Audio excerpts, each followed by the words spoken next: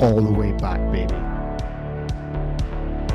Yeah, and if we say book your hotel, you book your hotel.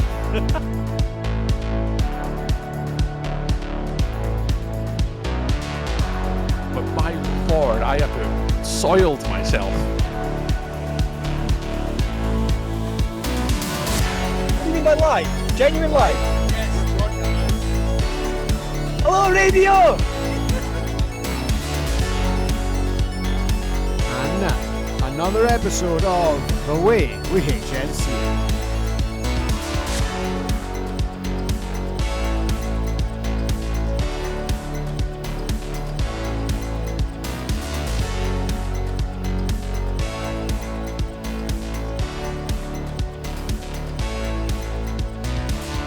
They think it's all over. It is now. Regular season of the BAFA Flag National Flag Football League is in the books. It's in the bin. My microphone is turned on. Burke and Cammy are here too, and we are ready to discuss the biggest weekend in British regular season flag football history. It's a bit convoluted, but if we're honest, so is the premise of the show. Gentlemen, welcome back. It's a pleasure to see you once again after our separate previews, but once again we are together as a trio, and The three best friends that anyone could have. it's been a little while, but things are good. How are you both after a big weekend in Manchester? Cammy, how are the legs? Legs are fine, mate. How is the brain? How are the I'm arms? mentally shattered after a long week of Commonwealth Games, but do you know what? Had a really good weekend. Had a lot of fun. It was nice to see everybody. It was nice to see some good football.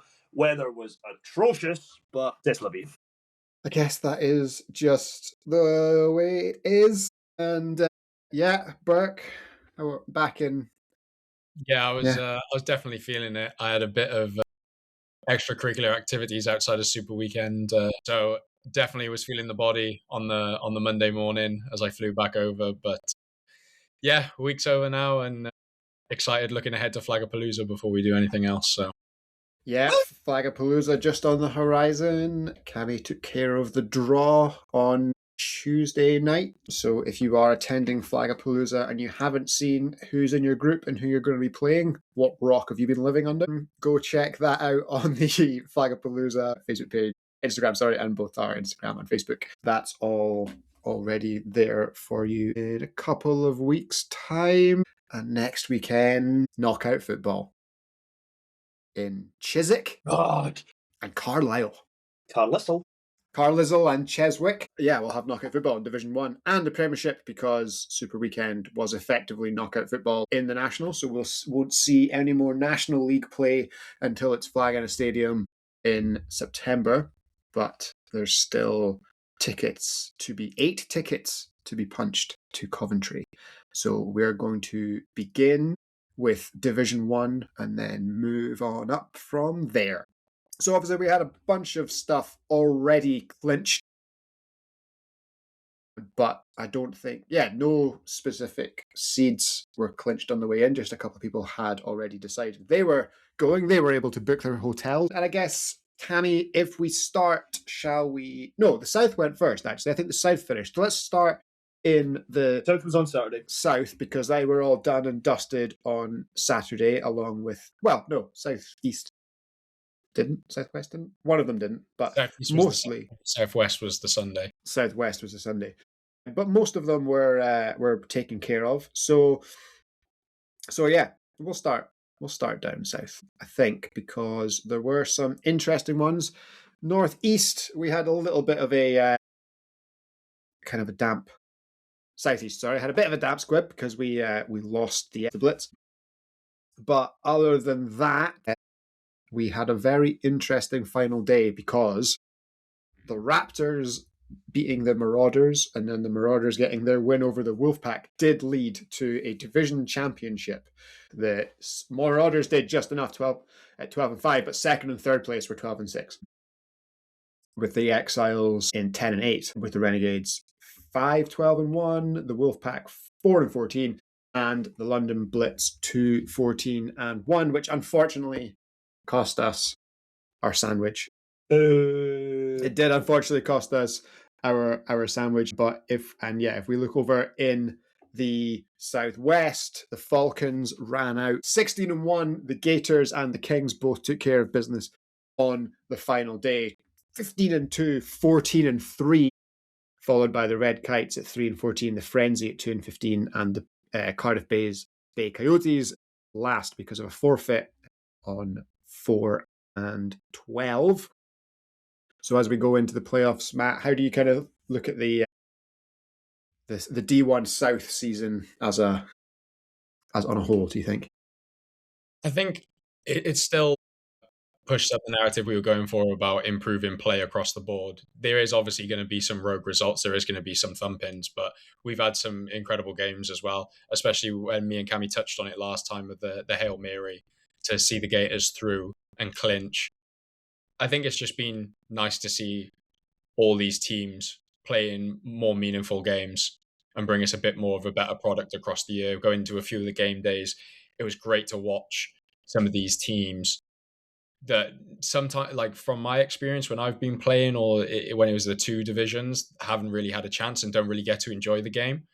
And this year, I'm seeing so many more, like I say, games where they're in and more energy, more enjoyment. And I think that's done exactly what he was aiming to do. Nice.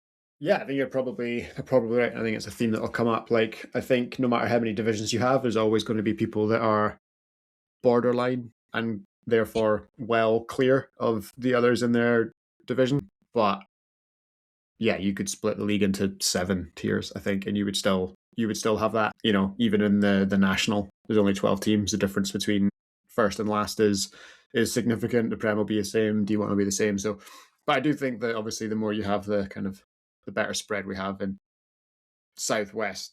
Yeah, sure, it's definitely an outlier. We thought we were going to get a sandwich, but obviously the 3 teams we thought would qualify have now qualified. And yeah, semi-finals: Falcons, Marauders, Gators will play the Roosters, who are a South team from the Midlands, North Sea vortex of confusion. The Nottingham Honey Badgers are exactly the same. They're going to play the Panthers B, while the Lincolnshire Longhorns will take on the Keynsham Kings. And yeah, as a reminder, if you win your first game, you just have to win one of the next 2, and you'll be a Premiership team next year. The final 2 will be invited to Coventry to play whoever comes out. So yeah, that's pretty exciting. And then in the plate, there's some kind of interesting one. Shout out the Red Kites debut season, making it in as the final plate team as it stands. I know that there's potentially some going on about all that, but good news for Wales. Good news for Welsh Flag Football Wales. I'm sure will be very excited about it and making a detailed graphic about this very soon. Rebels B versus the Bucks Wolfpack Nottingham Bears were in the hunt for the championship playoffs the whole season, and the last day just slipped out. So they'll play the Berkshire Renegades, not the Renfrewshire Raptors. The Isle of Wight Raptors will play the Red Kites, while the Exiles will take on the Huntsman B on that playoff day, subject to everyone's attendance being confirmed. While in the north, close to home, for Cammy and I, we had quite the thrilling day to finish it all. Yeah, it was good. It was good. So yeah, coming into the day, as I know you guys discussed, the 3-way battle for Murray, Glasgow, and Aberdeen was still fully on the table. Obviously, Murray had the leg up, but the other 2 were breathing down their neck, and recent results would certainly suggest that while it was a leg up for Murray, it wasn't exactly a slam dunk for them. But they did get a huge win, 33-26 over the Killer Bees, which saw them rolling, and then they secured their division title with a game to go, 60-0 over 67-0. Actually, there's an error on the I missed a touchdown on the graphic. 67-0 to emphatically secure their HNC Division 1 title, and then went into what by all accounts was an absolute thriller of a game with the Aberdeen Silvercats, and with the Silvercats getting out 41-34 winner, and that will come into play in a little minute because they might be one of the hottest teams in Division 1 that didn't win their division. Because they're now on an 8-game winning streak. So, while they were third in their division, they came from all the way back. Well, not all the way back. They were never really that far back, but they certainly have put together a winning streak. And if they can go 2-1 in the right order over the next weekend, then they'll be a Premiership team. So good luck to them. Obviously, a little bit biased, but yeah, good luck to them. And I don't know if you saw this one, Cammy. Last game day of the season, 2 favourites of the show went head-to-head in the North B season. The only intra-club rivalry we've really been interested for this year is, of course, Choo Choo, the Calderdale Locomotives, versus the Iron Horses. Iron Horses run free. And the Iron Horses have not only won to go 25-34, they're actually the first team in the plate division, which means should a championship team withdraw and everybody move up one, they will have the chance at Premiership promotion. That's wild. So, yeah, there we go. I think they'll be the highest ranked new team this year, although I'm sure I haven't looked that up, so maybe if I'm wrong, I'm sure I'll be shouted at. But yeah, Steel River Stingrays were the ones, obviously, that I mentioned earlier and got the wrong way around. They have won their division title on a tie break over the Roosters. No, over the West Yorkshire Warthogs. So they will both be in attendance on semi-final day, along with the Lancashire Bombers, who won with a game day to go, 16-0, undefeated team. The Ravens and the Wirral Vikings also made it in there, alongside the HNC, who are also sending 3 with Murray, Glasgow and Aberdeen. What has become the usual trio in the HNC Division 1. They are heading to Carlisle. They've had a good little triangle for a while now. It's a bit like we were talking about the Moray game. Bees had the ball to win it. Went for a Hail Mary. I believe Young was injured and something happened. I'm not 100% sure on the finer detail.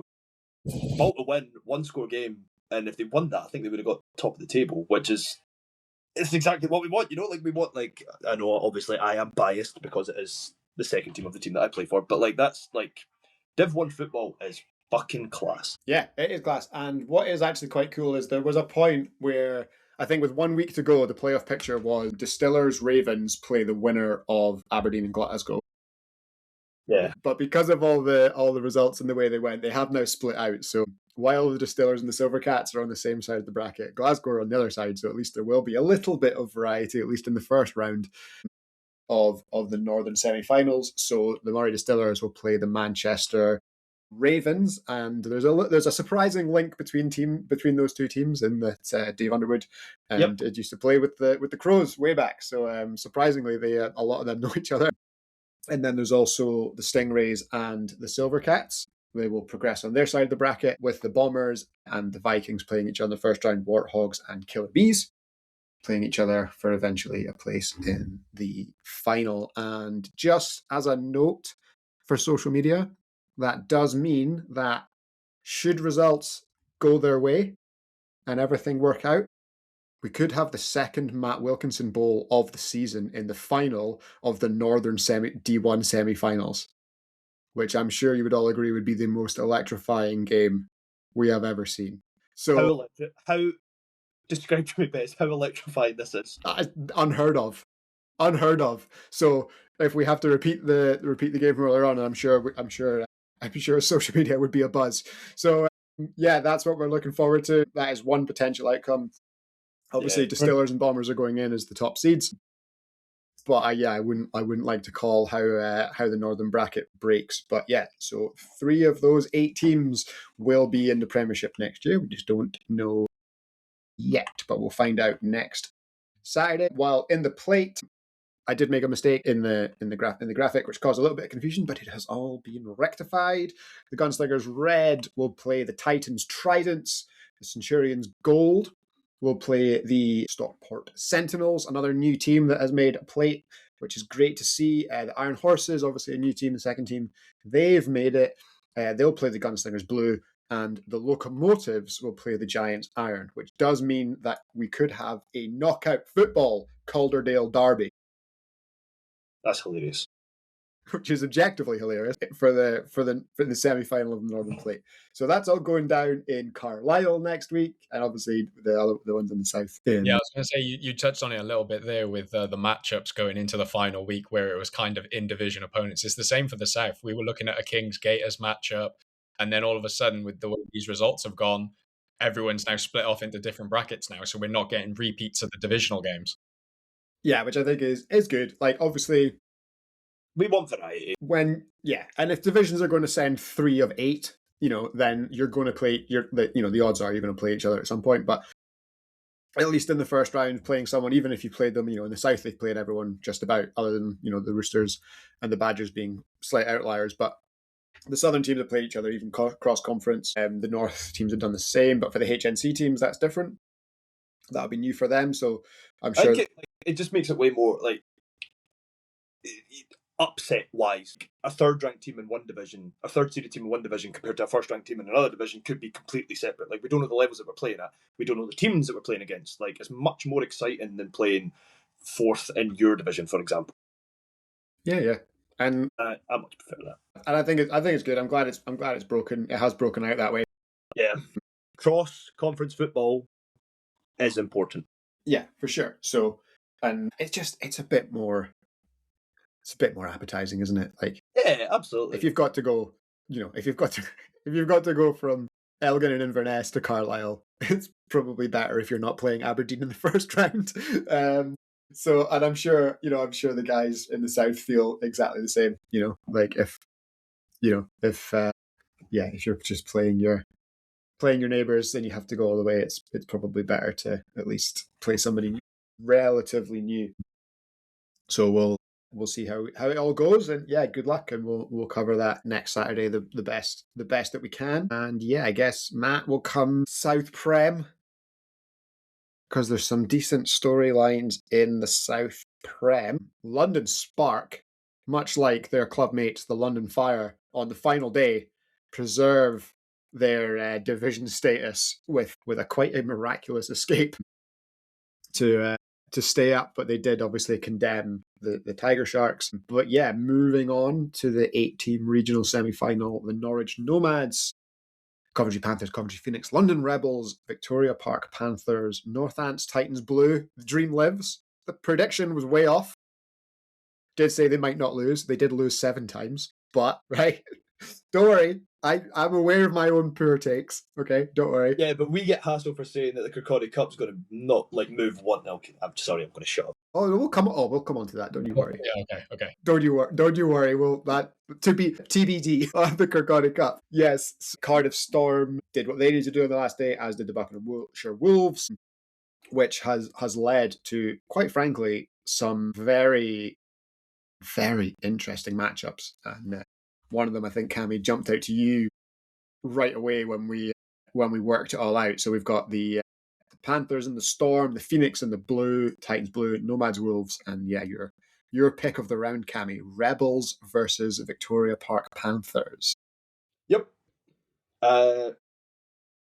Tabor's coming back. VPP have kind of, like, they started really strong, kind of rift in the middle, and then they came back a little bit stronger towards the end, but I think that's going to be a great game. London Derby, isn't it? Yeah, and the winner plays Norwich. I didn't check the VPP Norwich results before I say any more about that, but yeah. And then Matt, on the other side, I guess we've got Panthers versus Storm, Phoenix versus Titans Blue. Some I was just making sure I had it correct. I just want to, I know again we're talking about being a homer. I want to give the Storm credit for completely turning it around the last 2 game days. They were down the bottom 3 and 7, down and out, and then to finish 8 and 8 is a great recovery and puts them right in form going in, at the right time going into the finals, giving themselves a shout. And we were talking about, I think me and Cammy touched on it briefly, but we also talked about it in house. Is like, if you're going to finish in the bottom 4 of the 8, you're going to be playing a top team no matter what. So just getting in that position was Go important. out swinging. Yeah. Absolutely. I don't want to touch on the national too much, but it was the same as the Fire coming out. Like when we were going up to play against them, we were like, these guys are on like a streak at the minute. Like I'm not going to say much about the Hornets weekend and our performance being lackluster or otherwise, but like that's like if you want to like build momentum going through that, like that's the exact way to do it. Like there's nothing better than coming into a playoff run on a hot streak. Just like people don't expect you to win, they think, oh, you're lower seed than us. Like just go out swinging. Like there's absolutely no like embarrassment about just being like, fuck it, we'll take a pop. Like we'll boom or bust. And I think the Cardiff Storm could have a bit of a what we would call an upset, but I quite like it. Yeah, I mean, I think a lot of these. On you go. Yeah, just a common theme across the Prem this year has been like availability in the squads and whether they're at their full strength. So some results have been misleading, or going in, if you were trying to look at a team, if you've got them in the first round of the bracket and go, oh, how did they fare against these teams? It's not a fair reflection on what you might face going into that final. Yeah, totally. Yeah, I think a lot of I was just going to say there, I think a lot of in all of them, like the 2-7 matchups or like the 3-6 matchups. Yeah, like if you're only looking at standings and seedings, then you might kind of fall into the trap of thinking like, okay, it's relatively easy, but it's at the end of the day, lower ranked teams on a heater are just as dangerous as confident high ranking teams. So I think Storm Panthers. I think actually all of these games are really good and really interesting. And no matter how the day breaks, like the way the bracket's set up, like it's not a prediction, but I think that if the semi-final to make it to Coventry was Nomads Rebels on that side of the bracket, sound. I'm quite happy with that game. But then at the same time, like if it's VPP Wolves or Nomads or Rebels versus Wolves, like it's all good. The concept of a Coventry derby to be promoted, or the narrative, the storyline, the Coventry Championship to give, well, not to be promoted, sorry, but to go to Coventry and give yourself the chance at promotion to the national. That's delicious as well. Kenny. So, Rebels VPP going to Nomads. Every single one of that Triangles games this year, bar one, has been a one-score game. Yep, they're all super tight. They're all super tight together, yeah. I don't know who's coming out on top of that.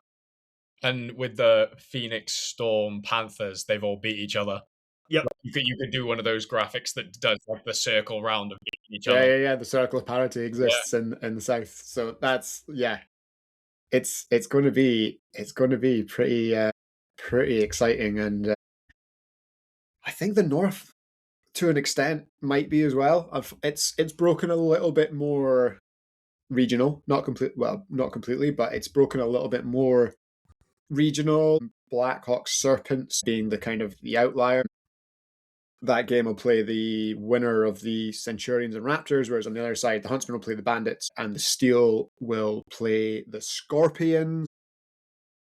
Huntsmen, obviously, in North B, undefeated. Blackhawks, champions of North A, kind of got well away from the Centurions by the end. And the Raptors kind of sneaking in there as well. But yeah, I mean, all of these teams we're used to seeing in various playoffs. The Prem in the North has done all right. Like Huntsmen, obviously, that was one of the conversations at the start of the year about whether or not promoted from Div 1 to the Premiership team could compete to make it into the National. They are right there, as are the Raptors, as are the Giant Steel. So, and the Centurions as well, of course. So they're all right there with an opportunity. But yeah, I think pre-season, Cammy, you called Blackhawks Huntsmen as the final of this. Are you?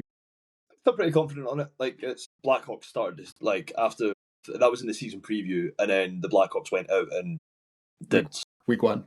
It wasn't a great week one for them, but they came back howling. And I think going by the score, they made a bit of tough work of the last game day as well.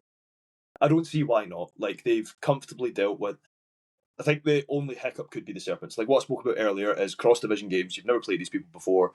I'm sure that both teams are doing their film. There's going to be film out there that they'll be able to get hold of. And then if the Blackhawks can get over that bump, they've taken care of both the Centurions and the Raptors quite convincingly all season. Yeah, I don't see why not. I think the only thing that's stopping the Blackhawks to get to the final is the Blackhawks. The only thing to fear is fear itself. Yeah. Yes, yeah, and on the other side, equally, you could say to the Huntsmen the same. They've played the three teams on their side, the other three teams on their side of the bracket as well, so they'll be coming in confident. And yeah, as a reminder, it's the final two teams in here that will go to Coventry, and then the final two in Coventry that will be promoted to the national. So you can't be promoted on semi-final day, but you can be removed from contention. Yeah, so North 1 will play South 2, and that's decided by the final, not seeding. So the final match here, you've both made it to Coventry. They'll play each other in the semi-final, and then the winner of that game will be North 1, and you'll play South 2. So the final game is a battle for seeding in Coventry.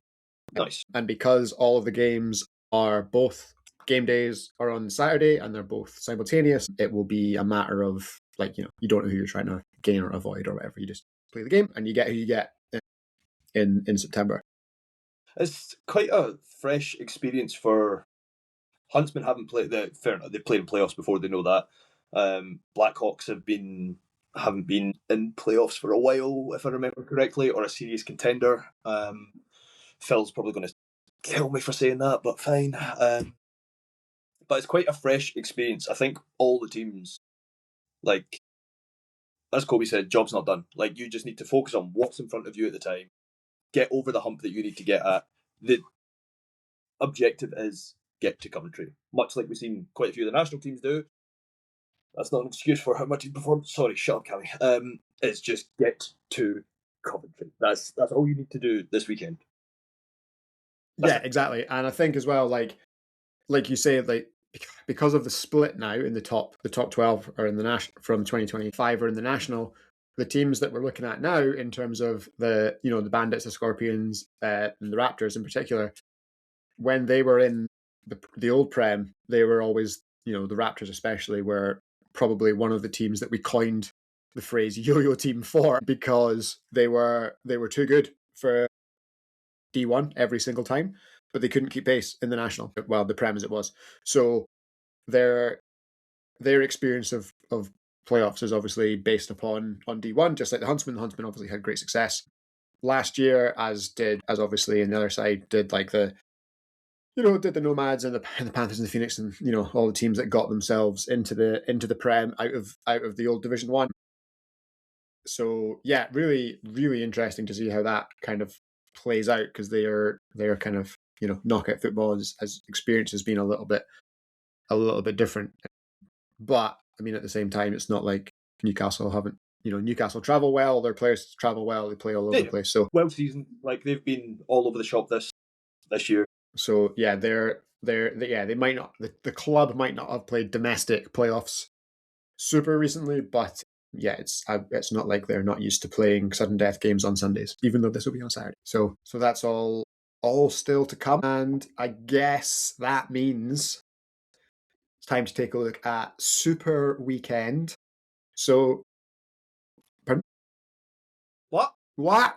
I didn't hear you. So, well, I guess I asked you this during the week when we were chatting. So, I guess I'll ask Matt the same question. So, Matt, I'm going to ask you like three questions. One, how do you think you guys did as a team? Number two, what did you experience? How was your experience at Super Weekend? And number three, in terms of an addition to the league, how did it go, do you think? To answer the first question, I think from our perspective, enough. There's still plenty to do, but we did enough. For me individually, with the way the weekend structured, obviously I play ever in any tournament that you tell me to go to. So to be honest, for me it was like the usual, understanding the premise, and knowing you have to do well on the second day. And then in terms of like the product, again, I think I'm a little biased because I'm used to it, but I know a lot of the guys found it tough because they weren't used to the back-to-back in such intensity and playing in 20 minutes as well. Because, I say about these tournaments, we're playing rolling clock 12-minute halves, and this is Baffa 20 minutes with stoppages, and you've got three teams that, and we've talked about this, touched on the situations earlier with like the fire and stuff. You've got teams that are in situations where they have to win and they have to take you to the sword, otherwise they lose their status in the national. So I think it was a lot for people that don't play the tournaments and play 2 days in a row for the intensity. But I know we spoke about it in the Discord and such. The results, some surprising results carrying over. I thought it was quite interesting, and I mean the Prem and Div 1 guys seem to enjoy seeing the results come in and go crazy over some upsets, if you will. So I think it did well. I enjoyed it. I thought it was a great addition. Yeah, I mean, yeah, can I guess. Have the same questions with a microphone this time. Well, from a personal perspective, I enjoyed it. It kind of reminded me of, like, fair enough, I've been to umpteen tournaments this year and played 12-minute clocks and it's been gone and fast, much like Matt said. But like, it reminded me of like a Champions Bowl setup where serious is there's no beers on the sideline, there's no a wee ball. There is, you go and you go hard. Like, and that aspect a lot. I think, well, so from the past 5 years, only Glasgow, Cardiff and London have been to Champs Bowl. Like, nobody's really experienced it on that level. Fair enough, there's a few players dotted around that we could say have gone to IFAF tournaments and stuff, but to that intensity with so much on the line, yeah, as an addition to the league, I still am adamant it needs to change in the calendar. I think a lot of teams were a bit lackluster towards the end because of the outcome. Fair enough, like teams like the Neptunes were still trying to escape the jaws of death, but I think it just, all teams would play a lot harder. There's a lot more on the line. Like, after game one, the Hornets knew, okay, we're in the final. We can't, regardless of whatever happens the rest of the weekend, we are going to Coventry. Fine. Nothing can change that. Like, it didn't really matter to us after that. So I think it needs to change in the calendar when it is. I think, and as a result of that scenario, I think it felt a lot more like teams played down rather than played up. We want a spectacle. We want a performance of the best playing against the best. We want teams rising against each other rather than dropping to each other's standards, which is what I felt, especially on the Sunday, kind of what happened. So I love the idea of it. I think it needs tweaked.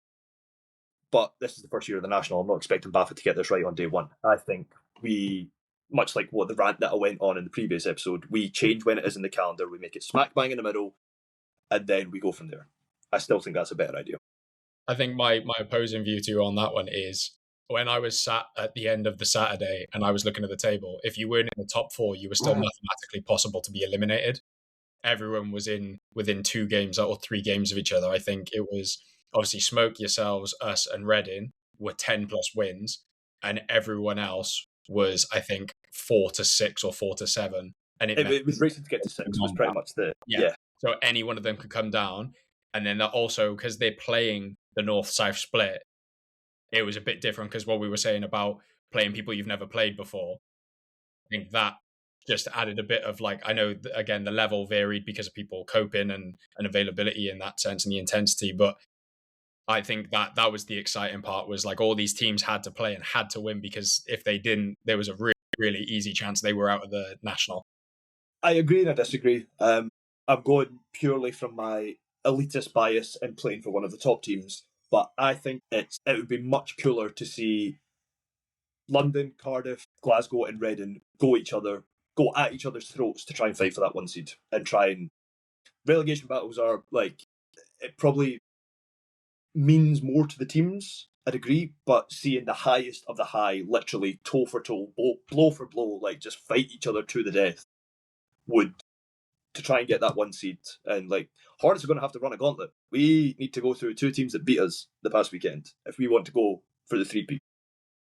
I was going to say, my argument to that would be, when you kicked off against the Spoke, the 1 seed was still available. It was, yeah. But... So to say that, like, it couldn't, like, to say that there was nothing on the line, I don't know about, like, yeah, you'd made it to Coventry, but if it's about the 1 seed, then it was still on the line. And then I don't know. I feel like on Saturday night there was 2 wins between 5th and 11th. So you've got, and obviously 12th place were 3 games from 5th, sorry. So yeah, okay, they would never have made it to 4th, but 6, 7 to 3 and 10. Like, yeah, I think having 8, I think I'm okay with having 8 teams, and obviously results are results, right? And like it might not play like that every year, but I think having 8 teams in jeopardy is fine, even if like the top 2 are set. Because like, when was when did you play the Hurricanes? First thing on First thing on Sunday. So like there was an hour or 2 on Sunday where you guys were like down to 3, and then the Hurricanes did something inexplicable, saved the Titans from relegation, and decided that actually, nah, we don't want to call the coin toss in Coventry. It went back to 3rd. So I think I'm okay with like 8 team jeopardy, and even like at the end of the day, the Devils only took 4th by 1 win. You know, like they're 7 and 6. They are 7 and 6, and 5th place is 6 and 7. You know, on Saturday night, and then yeah, obviously it all shakes out on Sunday, and they are clear. Okay, you know, you've got 16 and 0, 13 and 3, 12 and 4, 10 and 6, and then 8 and 8. But then 6 and 10, 6 and 10, 6 and 10, 6 and 10, 5 and 11, 5 and 11. Yeah, team getting relegated on the head-to-head. Sorry, on head-to-head, and obviously Edinburgh. Tough season for them, given their numbers. But yeah, something I do want to touch on as well is the North-South Ryder Cup. Belt to ass. Like, it was a really good. Like, I think it was so. I'm really, really surprised about Edinburgh. I don't mean this personally to any of them, because like I love all of them and I'm good friends with quite a few of them. I'm really disappointed with their season. Like, if the Outlaws of last year played at cross conference, I think it's a completely different story for the Ryder Cup. And if the Broncos had starting QB, I think there's at least 6 wins on the table there that we comfortably bring back. But honestly, like the weekend, like it was great. Like, I really love being able to spend time with rival teams, Smoke, Cardiff, Redden, and it was a way more relaxed situation. Like, at finals, there's death stares across the pitch. You know, like we are all locked in. We all know what we are fighting for, and we are in each other's way. Like, regardless of what happens after the final whistle. Like, if I play Matt and Hurricanes beat Hornets, like the handshake lines get done, each team goes back and do the debrief. The first thing we're going to do is go over and give each other a big hug, regardless of the outcome. But I was able to do that during a game, although Matt wasn't there. Like, me and Manning we were just jokes like pretty much the full time. You know, like it was nice. Like, being able to chat to Henry on my way back to the huddle. I like that. It was nice. It's nice to see these people as friends instead of people that are in my way to a gold medal. I think that's kind of like there was a few questions around in advance, like, is it going to be streamed and all that kind of stuff. And you would probably dynamically decide who plays on which pitch in that scenario. And had that been happening this weekend, Sunday every game would have been teams that are within a win of the relegation zone. Like, and that's how you would have done. That's how you would do it, because that's where, like what Matt said was saying earlier on, like that's where the urgency was, and that's where the jeopardy was. Like, you know, I think I wasn't there, but like obviously Aberdeen posted it on Instagram earlier on Friday. You know, they beat Chichester on the Hail Mary, right? Sorry, Aaron Drummond playing receiver, like my mind couldn't comprehend that. Right? Like, great catch. Yeah, like but they lose that game. Like, if Aberdeen were 1 loss less on the whole season, and the 5 and 11 table, they are last. So like they would have been relegated. So like they get the Hail Mary there, they get the safety herd around the league in League One, in week 1, right? That's a win that no one expected, right? Yeah, has probably kept us up. That our charity work is done. So, and then obviously the Neptunes game was obviously a bit different. They were kind of probably clearer in that one. But yeah, like one Hail Mary, what you've just said when actually made me recant my previous statement. Like seeing the Drummond touchdown to win the game, Mental. seeing how Quigley, how annoyed he was at his other safety. Like Quigley is not a very tall person, but seeing him still jump up, last play of the game, fight for the ball against the second tallest person of the current Aberdeen squad, like seeing what it means to when the tallest one was actually behind him as well. So yeah, it was kind of overloaded that front side. Yeah, I like, and obviously like being at home and being remote and like getting fed them, and like massive shout out to Paul from the competition committee for like being able to feed results and work out the standings. Me and him were doing that together while he was there on the day in order to like post them out round by round. And while we're on the point of very cool, thank you to Bez for his efforts while me and Matt were off gallivanting playing flag. Like everybody got kept up to date. I know a few people in the Discord were saying thank you, but from us as well, it does mean a lot. Obviously I would have rather have been there by far, of course. But yeah, it was fun, and like kind of let's try to do it the way that I thought I would have liked to have seen it. You know, like if that kind of thing was happening on like on Live Score or Flash Score, whatever they are on BBC Sport, whatever. They like in the World Cup when there was like 6 games on in a day and they update live, the standings update live. I was just like, we could do that for flag. Like that's easy enough. The spreadsheet does it for us, and we just head to head it. So like we should just do it. And yeah, Paul was game. So I think Joe was firing scores into Paul from on the Saturday with the 2 venues, and then we were getting them out, and and then the rankings were getting done, and yeah, it was cool because like at one point, so over the course of the weekend, I think at any given point, the Outlaws, the Crows, the Tunes, the Fire, and the Titans were all in the relegation zone for at least an hour. Wow. Right, and then results got them out or dropped them down depending on how it all went. And yeah, I guess we should probably touch on the Crows. Unfortunately, falling down, and I say unfortunately because it's unfortunate any team has to get relegated, but that's sport. That's the way it is. But the curse of the Kirkcaldy if Cup. you had said on day one, at the end of week 1 when they were 3-0 that they would only win 2 more games the rest of the season, like it's mental. Like I think that has been the biggest surprise. I think of all the teams that people thought were potentially going down, one of the most common things people have said to me was like, I can't believe it was the Crows. It's like it's just. I mean, you can break it down into like specific, like the Manchester away game day that we had through the season, game day 3, I think it was, maybe 4, can't remember, whatever it was. Like they are a receiver putting a toe out of bounds to then getting to retake an XP, which doesn't put them in that scenario. Yep. Like the margins are. We talk about this being a game of inches. For sure, and like there's probably every team down there like has that. Like we look at Edinburgh. Edinburgh went on that day and beat both Manchester teams, and we were like, what the hell? Maybe they're back. And then they get one more game against Aberdeen, and that's it for them. And like I mentioned before, like Aberdeen, they beat Glasgow by a point, and they're staved off relegation by 1 single win. Fire, man. Like we barely touched on them in the whole night. Like rock bottom for 4 weeks of the season, and then Fire Super just, Weekend like flipped halfway through the year, and they just started putting it together. I don't know whether it was just like as sport goes and just development and putting things together as the season goes on across games, but they just started playing better. They were maybe a bit more methodical. I don't know what it was. They were just being smarter. I think they weren't being as errant with the ball, just flinging it every trying to go for kill shots. I think they kind of slowed it down, were smarter about it, and they won. 100%.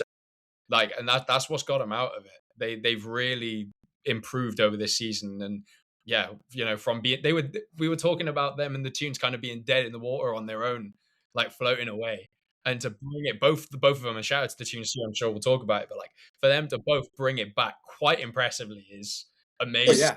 And like full on credit where it's due. And I think I spoke about, I can't remember if it was in my monologue or maybe earlier in the season. I think you and I spoke about it, Cammy. I can't remember if it was on a show or not, that midpoint through the season, the Fire offense would have been ranked like 2nd in the North or something.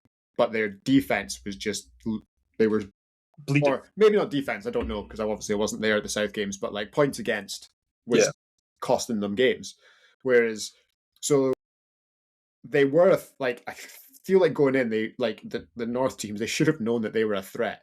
That being said, what a weekend! Reeling off 4 wins over the course of the weekend is is and again that win that we all thought was a massive shock over Reading has kept them out, has kept them up. Totally. It's something I do want to touch on them with is like, so obviously I said earlier, we were talking about Div 1 or Prem. Like, we were going into that game being like, we could lose this. Like, they're coming off a heater. We've not had a great weekend. If they beat us, not surprised. Fine. But regardless, I think we won by 3 scores. It was quite comfortable. But through the whole thing, I'm very sorry. I don't even know if he listens or not, but I believe it's the captain of their defence, the person that called the defence. He was nothing but positive the whole time. Like, we started throwing out a few different things and changing it up, and we were quite comfortable. I don't think there was any point where we ever thought we need to put our foot to the floor here. But regardless of the outcome of any play, he was always rallying his defence and saying, right, next one, boys, let's go. Next one up. Well done. You done this really well. We done that really well. Let's watch out for this next time.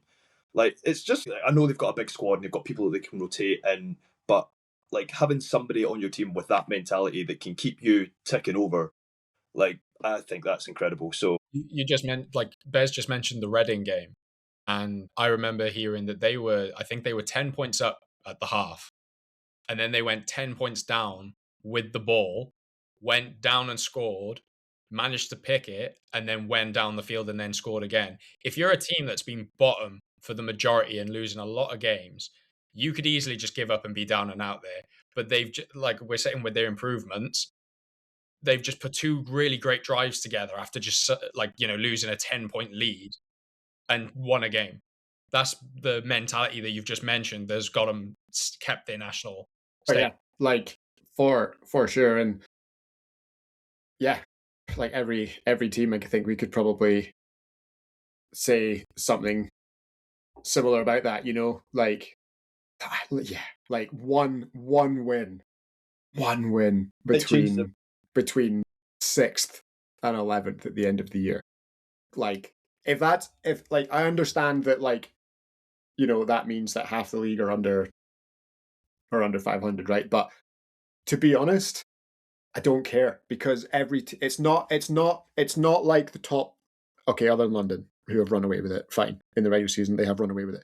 But it's not like no one's beating no one else. It's not like the top 4 and then everyone else is feeding on each other. Like, anyone can get the Hornets got by the Titans, who finished further, who finished for, bottom half of the table.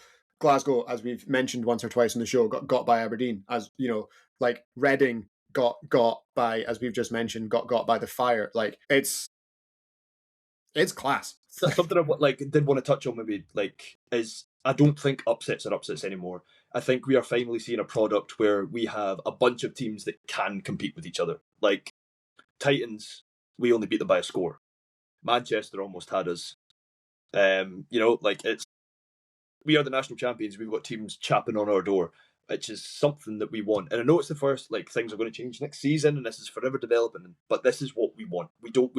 I don't want to be in a league where I'm blowing teams out double mercy every other week, and then it's a tight-ish cross-conference. Like, this is what we want. And on that, I would like to ask both of you a question.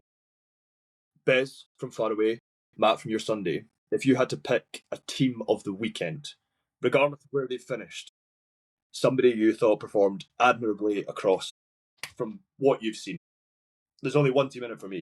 I mean, I think the Fire is the easy choice, and because we've just done a segment on them, I'm going to park them. I'm not going Fire. So I'm going to park them, but I think because of what we've spoken about, I think for me the Fire, exceptional. I actually think that with who they had and the standards that they have, and to be in games and fighting it, even though they were 0-6, I think Grangemouth deserve a lot of credit for what they put down over the course of the weekend, because if you as Aberdeen, right? They had the ball to finish the Kings game, right? as Aberdeen, if you'd said to me that, like, right, you guys have to go into Super Weekend without Scott, like, Sorry. like you'd like that would be an intimidating prospect. But they cracked on and they got on with it. And like, yeah, okay, people are going to look back and say, oh, but Bez, they were 0-6. And like, it doesn't. It's the between the ears of that, which I just think is really impressive of them. So for them, it's an out there pick, but it's based off of kind of like from seeing them both days, heart and grit rather than results on the field. Yeah, from seeing them both days, I don't think that's a bad shout at all. Porque? You mentioned, like, as in the performance before I mention what I say, because I think Bez has nailed it there. You were talking about games in the national and how they're not gimmies anymore. Like, the reason we lost that Crows game, because I will touch on it, is because we had the ball to start, we gave it away, and then they just made us trail for the entire game. And they played beautifully. And that was going to be a shout out to me. I know, obviously, unfortunately, it wasn't enough to keep them up. But all these teams, if you give them a chance, will just beat you because they are in the national for a reason. So I just want to give that a shout out. I think just the tunes, the way they just grab it by the neck and drag them. I know we're us personally are giving Ash his flowers, but that's so impressive. What they've been trying to do and what they've been building, and just seeing the way they've grinded it out and turned it around. We gave all the props to the Fire. It's the same with the Neptunes. And we talk about not gimmies. They're not a gimme team. They will beat you. They ran us close both times this year. They did indeed. So it's just props to them. I think that's going to be my shout, is just going into a weekend where you know your position and you just play up and just ruin other people's weekends for sure and get out Absolutely and make a hell of a story is beautiful. Tunes were going to be my pick. Massive respect to them for the way they approached the entire weekend, and then how, especially when, like, on the Saturday, and how they turned around on the Sunday. Massive well done to them. Yeah, and I think obviously, like, we probably shouldn't go much further as well, and we'll leave the closing thought with the winners of the regular season, 16.